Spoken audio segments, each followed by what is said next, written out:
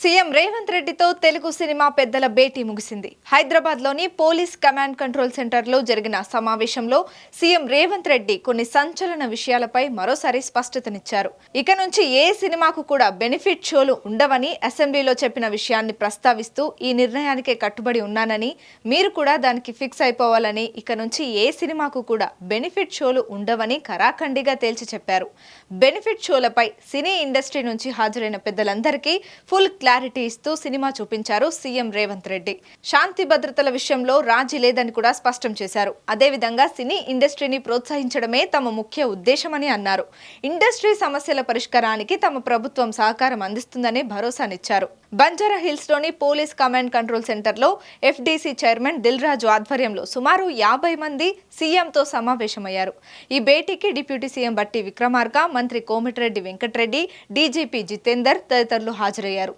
సంధ్యా theatre వద్ద తొక్కిసలాట, Allu Arjun arrest అనంతర పరిణామాల నేపథ్యంలో దీనికి ప్రాధాన్యం ఏర్పడింది. సమావేశం ప్రారంభంలో సంధ్యా థియేటర్ తొక్కిసలాట ఘటనకు సంబంధించిన వీడియోను సినీ ప్రముఖుల ఎదుట సీఎం ప్రదర్శించారు. అనంతరం పలువురు సినీ పెద్దలు తమ అభిప్రాయాలను ముఖ్యమంత్రితో పంచుకున్నారు.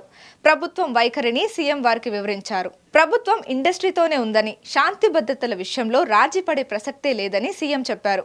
అభిమానుల్ని కంట్రోల్ చేసుకోవాల్సిన బాధ్యత సెలబ్రిటీలదే అని తెలిపారు. తెలంగాణ అభివృద్ధిలో సినీ పరిశ్రమ సామాజిక బాధ్యతతో వ్యవహరించాలన్నారు సీఎం రేవంత్ రెడ్డి. మాదక ద్రవ్యాల నియంత్రణపై అవగాహన, మహిళా భద్రతపై ప్రచారంలో సినీ ప్రముఖులు చొరవ చూపాలన్నారు. ఆలయ పర్యాటకం, ఎకో టూరిజంను ప్రచారం చేయాలని చెప్పారు. ఇన్వెస్ట్మెంట్ల విషయంలోనూ ఇండస్ట్రీ సహకరించాలన్నారు. ఇకపై బౌన్సర్ల విషయంలో సీరియస్ గా ఉంటామని తేల్చి చెప్పారు. సినీ పరిశ్రమ సమస్యల పరిష్కారం కోసం మంత్రివర్గ ఉపసంఘం ఏర్పాటు చేశామన్నారు. పరిశ్రమ కూడా కమిటీని ఏర్పాటు చేసుకోవాలని సూచించారు. హాలీవుడ్, బాలీవుడ్ హైదరాబాద్ వచ్చేలా చర్యలు తీసుకుంటామన్నారు.